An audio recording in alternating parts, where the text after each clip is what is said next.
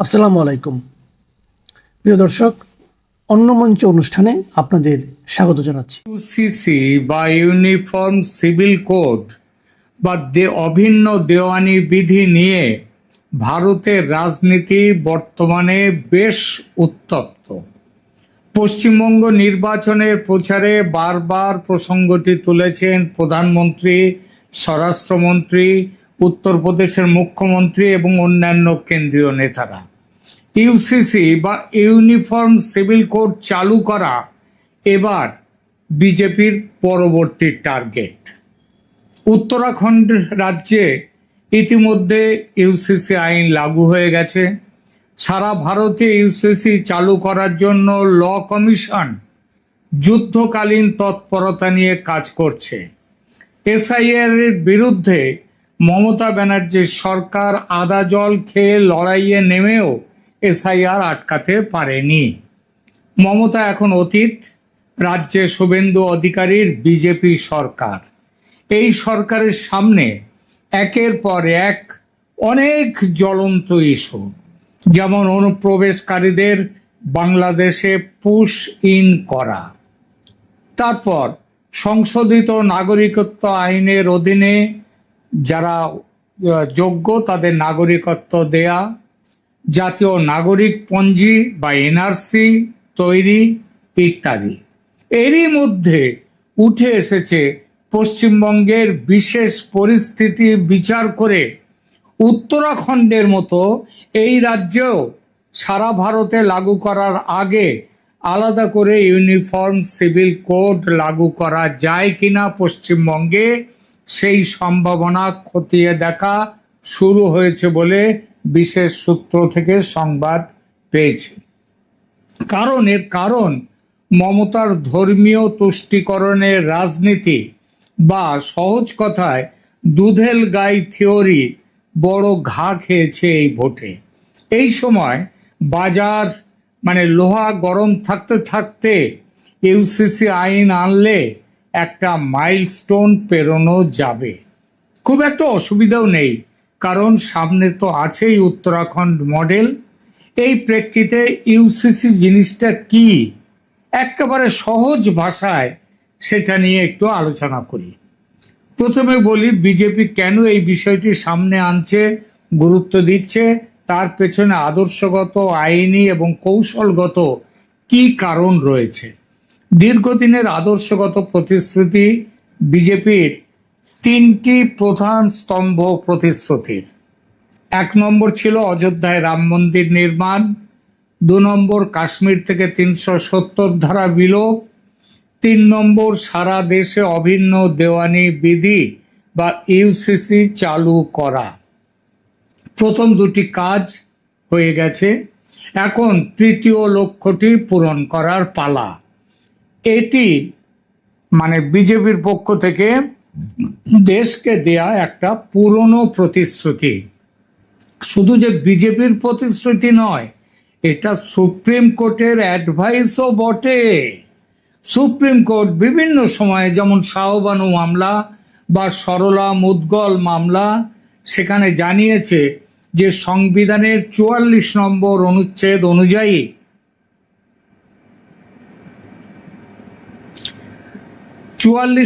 অনুচ্ছেদ অনুযায়ী রাষ্ট্রের উচিত একটি অভিন্ন দেওয়ানি বিধি প্রণয়ন করা, যেটি দেশের সবার ক্ষেত্রে প্রযোজ্য, সব ধর্মের, সব সম্প্রদায়ের, সব বর্ণের, সব রাজ্যের মানুষের ক্ষেত্রে প্রযোজ্য।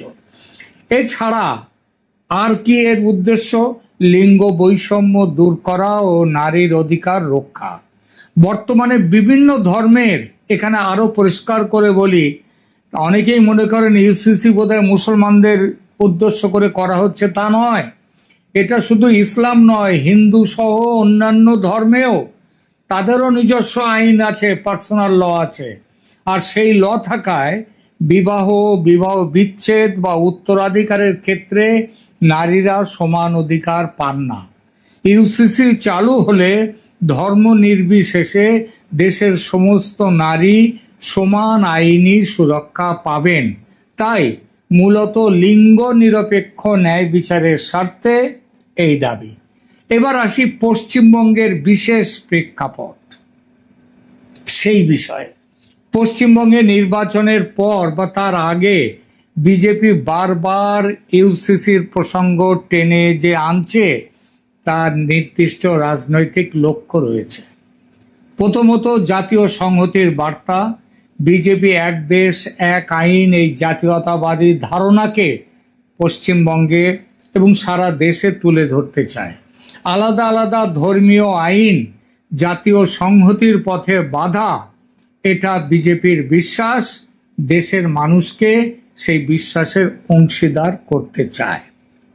পশ্চিমবঙ্গে তৃণমূল কংগ্রেসের তোষণ রাজনীতির পাল্টা হিসেবে নির্বাচনের আগে বিজেপি ইউসিসিকে ব্যবহার করেছে তুষ্টিকরণের রাজনীতির বিরুদ্ধে।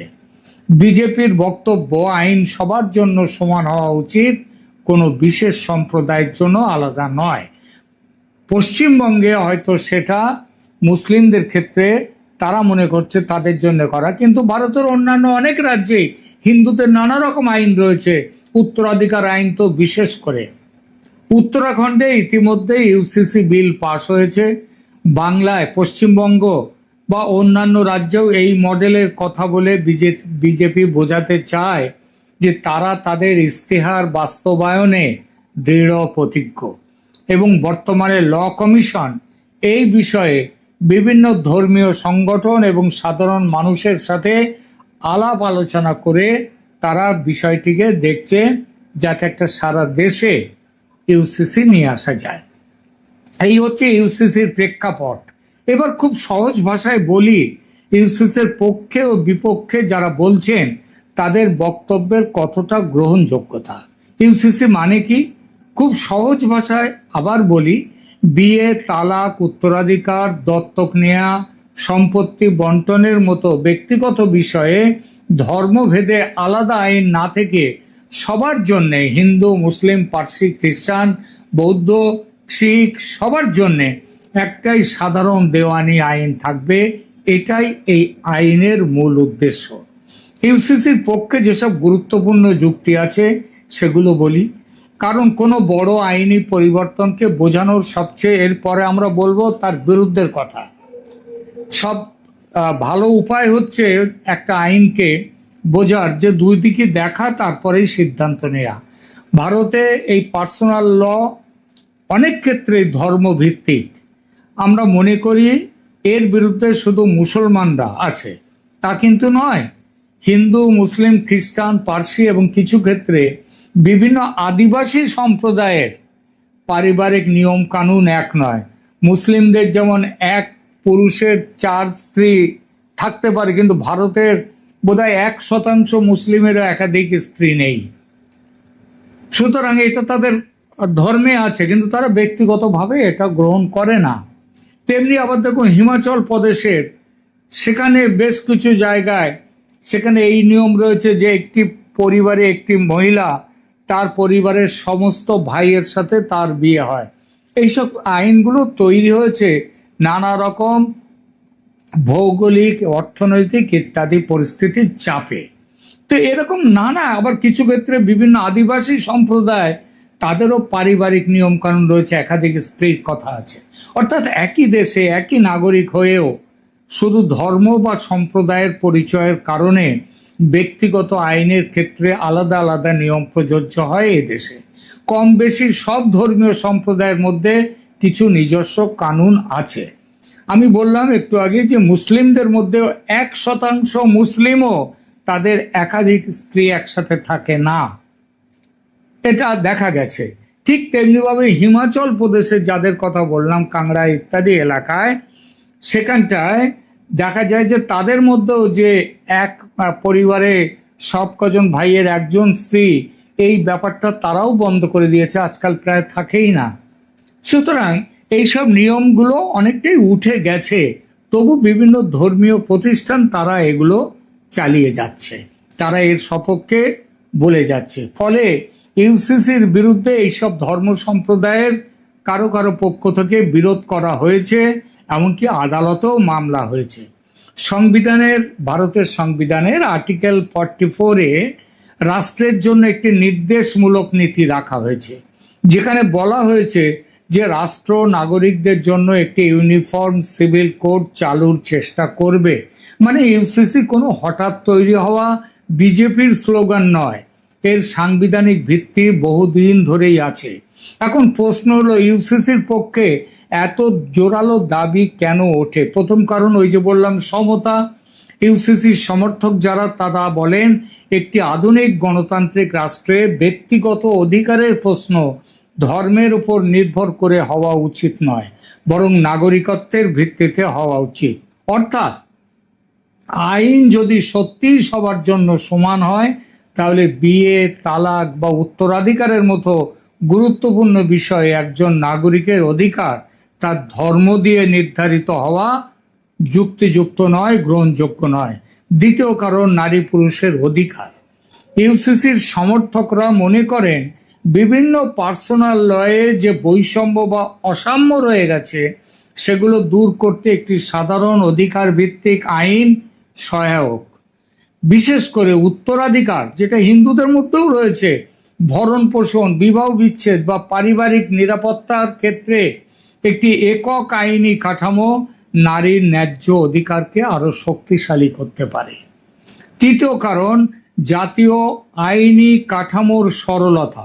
যখন একই ধরনের পারিবারিক বিষয়ে বহু ধরনের আইন কাজ করে, তখন ওই ফ্যামিলি কোর্ট বা তাদের ধর্মীয় আদালত এইসবগুলো আসে, তখন বিভ্রান্তি হয়, ব্যাখ্যার জটিলতা হয় এবং আইনি অসমতা তৈরি হয়। সেটা যাতে না হয়, একটা জাতীয় আইনি কাঠামো তৈরি হয়, তার জন্যই এটা। একটি অভিন্ন দেওয়ানি আইন এইসব জটিলতা কমিয়ে আইনের প্রয়োগকে আরো সহজ ও স্বচ্ছ করবে। এবার আসি ইউসিসির বিরুদ্ধে তোলা সবচেয়ে গুরুত্বপূর্ণ আপত্তিগুলোতে। প্রথম আপত্তি হলো ধর্মীয় স্বাধীনতা। বিরোধীরা বলেন পার্সোনাল ল শুধু আইনি বিষয় নয়, অনেক ক্ষেত্রেই তা ধর্মীয় চর্চা, সামাজিক রীতি এবং সম্প্রদায়ের আইডেন্টিটি বা পরিচয়ের সঙ্গে জড়িয়ে আছে। তাদের যুক্তি, ভারতের সংবিধানের আর্টিকেল 25 ধর্ম পালন করার অধিকার দেয়, আর আর্টিকেল 29 স্বতন্ত্র সংস্কৃতি রক্ষা করার অধিকার দেয়। তাই একক আইন চাপিয়ে দিলে সংখ্যালঘু সম্প্রদায়ের নিজস্ব রীতি ক্ষতিগ্রস্ত হতে পারে। এই আপত্তির ভাষা যত না সাধারণ মুসলমানদের, তার চেয়ে বহুগুণ বেশি করে তাদের ধর্মীয় সংগঠনগুলো, কারণ তারা একটা বিরোধকে জিইয়ে রেখে দিতে চায় এবং জাতীয় সংহতির বিরুদ্ধে কাজ করতে চায়। দ্বিতীয় আপত্তি আসে সাংস্কৃতিক বৈচিত্র্যের প্রশ্নে। এই বিরোধ আসে মূলত তথাকথিত সেকুলার বুদ্ধিজীবীদের পক্ষ থেকে। তারা বলেন ভারত এমন একটি দেশ যেখানে একাধিক ধর্ম, ভাষা, জাতিগত গোষ্ঠী ও প্রথা একসঙ্গে সহাবস্থান করে। এই বাস্তবতায় ওয়ান ল ফর অল শোনাতে আকর্ষণীয় হলেও বাস্তবে তা নাকি সামাজিক বাস্তবতা, বহুস্তরীয় যে সামাজিক বাস্তবতা, সেটাকে অতিরিক্ত সরল করে ফেলবে। তৃতীয় আপত্তি আদিবাসী সমাজকে ঘিরে। বহু ট্রাইবাল কমিউনিটির নিজস্ব কাস্টমারি ল আছে, বিশেষ করে জমি, পরিবার, বিবাহ ও উত্তরাধিকারের বিষয়ে। তাদের আশঙ্কা, ইউসিসি যদি তৈরি হয় তাহলে এসব ঐতিহ্যগত অধিকার ও সামাজিক কাঠামো দুর্বল হয়ে যাবে। চতুর্থ আপত্তি প্রবল রাজনৈতিক। ইউসিসি নামের আইনটি যদি সত্যিকারের নিরপেক্ষ নাও হতে পারে, এইটা হচ্ছে তাদের বক্তব্য। তারা বলবে হিন্দুর আইন মুসলমানের ওপরে চাপিয়ে দেওয়া হচ্ছে, এইগুলো বলবে। সেই জন্যে তারা এর বিরুদ্ধে আপত্তি তোলে। এইসব আপত্তিকে হালকা করে দেখার সুযোগ নেই, কারণ আইন শুধু কাগজে লেখা নিয়ম নয়, মানুষের আস্থা ছাড়া কোনো আইন বৈধতা পায় না। আবার এটাও ঠিক, মানুষের আস্থা তার মর্যাদা দেওয়ার আড়ালে অন্যায় আবদার মেনে নেওয়া যায় না। তাহলে আসল প্রশ্ন, এত আপত্তি থাকার পরও ইউসিসির পক্ষে দাঁড়ানো উচিত কেন? কেন সুপ্রিম কোর্ট সেই রাজীব গান্ধীর আমলের শাহবানু মামলা থেকে বলে আসছে এই আইনের কথা? কারণ রাষ্ট্রের কাছে একজন মানুষের প্রথম পরিচয় হওয়া উচিত নাগরিক হিসেবে আগে সে ভারতীয়, সে হিন্দু না মুসলিম না খ্রিস্টান না পার্সি না বৌদ্ধ না শিখ, সেটা পরের ব্যাপার। একটি ধর্মীয় গোষ্ঠীর সদস্য হিসেবে তার পরিচয় নয়। যখন বিয়ে, তালাক, উত্তরাধিকার বা দত্তকের মতো বিষয় মানুষের মৌলিক জীবনকে প্রভাবিত করে, তখন সেখানে ন্যায্যতা, সমতা এবং সাংবিধানিক অধিকারী হওয়া উচিত চূড়ান্ত মাপকাঠি। আমাদের সংবিধানের আর্টিকেল 44-এ ইউনিফর্ম সিভিল কোডের ধারণা রাখা হয়েছিল এই কারণে, একটি আধুনিক নাগরিক কাঠামো গড়ে তোলার জন্য। ইউসিসির সমর্থন মানে এই নয় যে ভারতের বৈচিত্র্য মুছে ফেলো, বরং এর মানে এটাই যে ধর্মীয় পরিচয় থাকবে, সাংস্কৃতিক বৈচিত্র্য থাকবে, কিন্তু নাগরিক অধিকারের প্রশ্নে কোনো বৈষম্য থাকবে না। অর্থাৎ উৎসব এক হতে হবে না, প্রার্থনার ভাষা এক হতে হবে না, রীতি এক হতে হবে না, কিন্তু আইনের চোখে মর্যাদা ও অধিকার এক হওয়া উচিত। আর এখানে ইউসিসির পক্ষে সবচেয়ে বড় নৈতিক যুক্তি। ইউরোপ, আমেরিকা সহ পশ্চিমের বহু সভ্য দেশে মুসলিমরা আছেন এখন। তারা সেসব দেশের নাগরিক, কিন্তু তারা একটাই ব্যক্তিগত আইনের অন্তর্ভুক্ত। তাদের নিজস্ব কোনো ব্যক্তিগত আইন নেই, তারা সবই একই দেওয়ানি আইনের অন্তর্ভুক্ত। ব্যক্তিগত আইন বলে আলাদা কিছু নেই সেসব দেশের মুসলিম নাগরিকদের জন্য। একাধিক পত্নী রাখা ইউরোপ, আমেরিকায় কঠোরভাবে নিষিদ্ধ। বিবাহ বিচ্ছেদ, সম্পত্তির উত্তরাধিকার একটাই সাধারণ আইন। সেখানকার মুসলিমরা সে আইন মেনেই আছেন এবং ভবিষ্যতেও থাকবেন। আর ভারতের যে তথাকথিত সেকুলার বুদ্ধিজীবী, রাজনৈতিক ও ধর্মীয় নেতারা ইউসিসির বিরোধিতা করেন, তারা কিন্তু পাশ্চাত্যের কমন সিভিল কোডের বিরুদ্ধে কথা ভুলেও বলেন না। কিন্তু ভারতে তাদের বিপরীত অবস্থান। এর পেছনে আছে যত না ধর্মীয় ঐতিহ্য রক্ষা করা, তার বহুগুণ বেশি আছে ভূ রাজনীতি। ভারতকে ধর্মের আবরণে বিচ্ছিন্ন করে রাখার চক্রান্ত। তারা চান যেন জাতীয় ঐক্য গড়ে না ওঠে, ভারত দুর্বল থাকুক, এটাই চান তারা। আর বিজেপি ভারতকে সবল করতে চাইছে, সুতরাং বিজেপির এই ইউসিসির বিরোধিতা, 370 ধারার বিরোধিতা, এইগুলো তারা করে এসছেন। তাই শেষ কথা হলো, ইউসিসির বিরোধীদের সব কথা আপাতভাবে ভুল নাও মনে হতে পারে। তাদের কিছু উদ্বেগ ঐতিহ্য রীতিনীতির দিক দিয়ে অংশত বাস্তব হতেই পারে, কিন্তু সেই উদ্বেগের কারণে সমতার প্রশ্ন থেকে পিছিয়ে যাওয়াটা কোনো সমাধান নয়, হতে পারে না। ভারতের মতো গণতন্ত্রে লক্ষ্য হওয়া উচিত বৈচিত্র্যকে সম্মান করা, কিন্তু নাগরিক অধিকারে বৈষম্য না রেখে একটি ন্যায়সঙ্গত অভিন্ন দেওয়ানি আইন গড়ে তোলা।